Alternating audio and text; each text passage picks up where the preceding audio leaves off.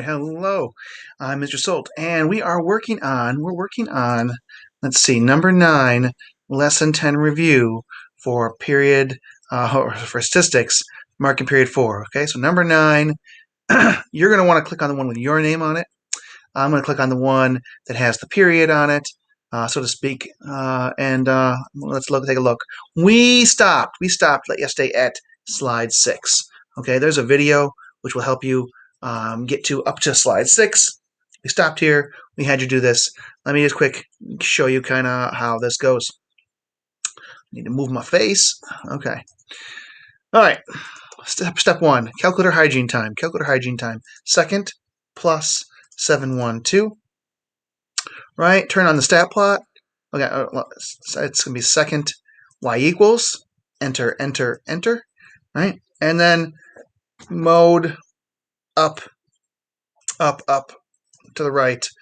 Enter to turn on stat diagnostics. So again, to clear the calculator, second mem. See, mem is in blue. Mem 7 for reset, 1 for all RAM, 2 for reset. Everything got cleared. Second, stat plot. See stat plots in blue? Whenever I press the second button, I'm pressing the blue word buttons. Second, stat plot. Enter, enter to turn the stat plot on. And then last but not least, mode up, up, up, up, over. Turn stat diagnostics on for the correlation coefficient. Okay, now that that's done, I can enter the stuff into my calculator. And I'm going to go fast because if you're watching this, it's because you missed class and you don't need to me to belabor anything here. You just need to get caught up. And while you can easily get caught up by going to the notes document, what you don't get is any of the thoughts that came with it. Right? You get to see the final product of the notes, but you don't get to have even the briefest summary about what we talked about. So to enter this data in my calculator, by the way, I pressed stat, I pressed enter to get this data in here. So I'm entering this data right here into my calculator. What's going on here? Well, I have hours, tutor hours is X, raw score is here, and as the tutor hours increase, the raw score seems to be increasing. So I am entering my data in here, and then I'm going to run a regression. Run a regression to get an equation.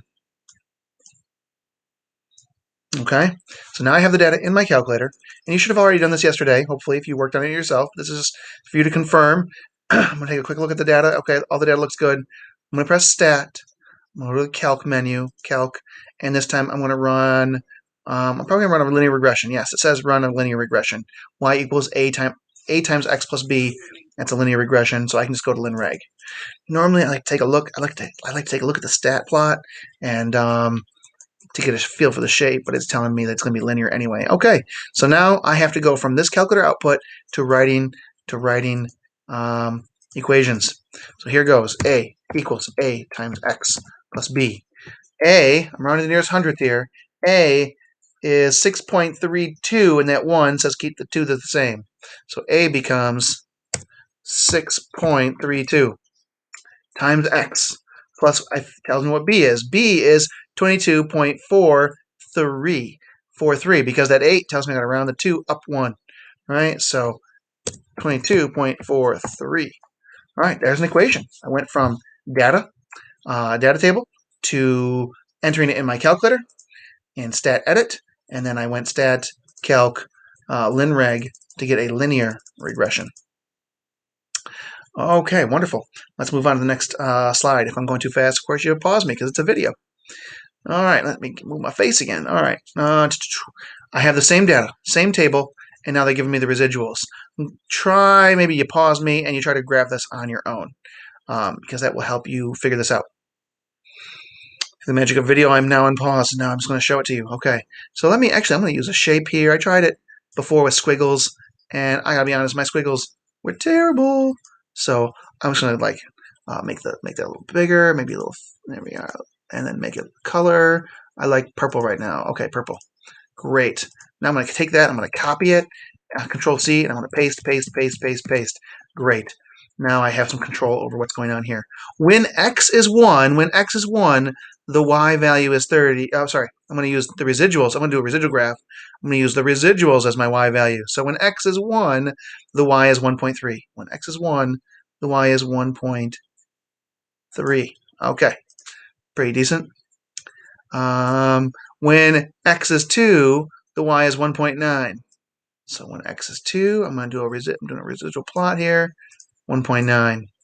When x is 3, y is negative 6.4. X is 3, y is negative 6.4. When x is 4, y is negative 0.07. So like right there on top of the 4 on the graph. When x is 5, y is 2. When x is 5, y is 2. When x is 6, y is 6.6. When x is 6, y is 6.6, so right there. And finally, when x is 7, y is negative 4.7. So when x is 7, I go down to 4.7, somewhere there. There's my residual plot, all right? I can also make my calculator do this, remember? Once I've run a regression, it stores the residuals in memory, and I can go into stat, edit, and I can get my calculator to give me the residuals. I can go into list 3 here, highlight list 3, second list. You need to see that again, you can just rewind. Second list, resid, enter, and now all the residuals are there. Now this is 1.25. They've just rounded it to the nearest tenth here is what they've done. These are all my residuals for all the numbers. It's like calculated automatically. And I can also press second stat plot, and I can go in that to plot 1. And you know what I can do? I can go into the Y list, and I can turn this to residual to get a residual scatter plot. So I'll press second list. See how list is in blue? Resid stands for residual. Now, if you don't get that option, if you don't get resid as an option, you press second list and it doesn't work. That's because you haven't run the regression yet.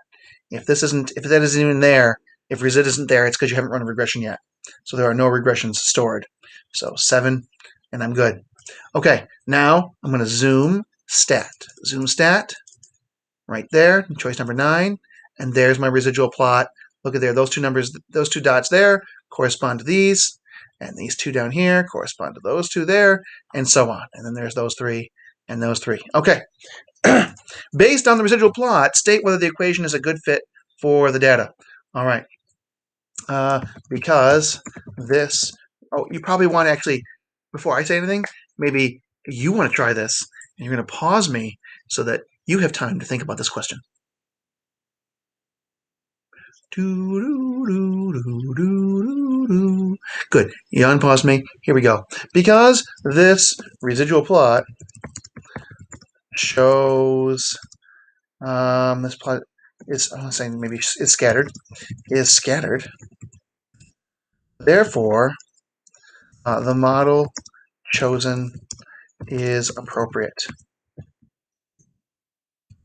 Okay, just to recall, just for some memory's sake, if my residual plot shows me that I have a scattered pattern, then something that's scattered, then that means that my data is going relatively scattered around my model, right? If the data is scattered on my model, that means the data has the same shape as the model. If I see a pattern in my residual plot, this indicates that my data has a different shape than my model, in which case I need to choose a different model. All right, so if I see a pattern in a residual plot, that means the model is not appropriate. It means my data is doing something different than my model. All right. The residual plots from 2 different sets of bivariate data are graphed below. Explain, using evidence from graph A and graph B, which graph indicates that the model for the data is a good fit. All right. Based on what I just said, if you need me to say it again, go back and rewind. Which of these is a good fit and which of these is perhaps not? I'm actually not going to write anything on this slide because it's right in your class notes. And I think from what I just said, you can figure it out. But maybe I would provide just a tiny bit of help here. Oh, that's not what I wanted. I'm going to try to do something. Let's see if I can do it. There we go. There's your little help there. And I'll need to make it smaller. And like that. And then I'll probably need to make maybe 12. There we go. And you can pause here. And you can take a look. All right. Okay. I'm moving on to the next slide. All right, the table below shows this number of grams of carbohydrates X and the number of calories Y of 6 different foods. So kind of feel how that goes. This is a food that had 8 grams of carbohydrates and it has 120 calories. Down here is a food with 4 grams of carbohydrates and 62 calories. Write an equation that best represents the line of best fit for this set of data. Um, I actually want you to try this one in class. I said, no, no, no, you really need to do this at least once. It's very, it feels when you're just watching somebody do something, it feels like you're picking up everything that they're laying down sometimes.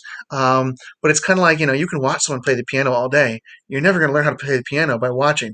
Sometimes you need to do to learn, and that's one of these. So yeah, you could probably go to this class notes, and you probably could find something. Um, but I'm not going to put it in this video. I'm going to stop the video here because that's where we stopped in class today. So your job is to do this on your own. Put this data in your calculator, stat, enter, right? You're going to put data in your calculator, and then you're going to run a regression, right? Stat, calc, and run a regression, just to remind you. Okay, that's enough hints up for me. I am going to say this is Mr. Solt, and I'll see you in class.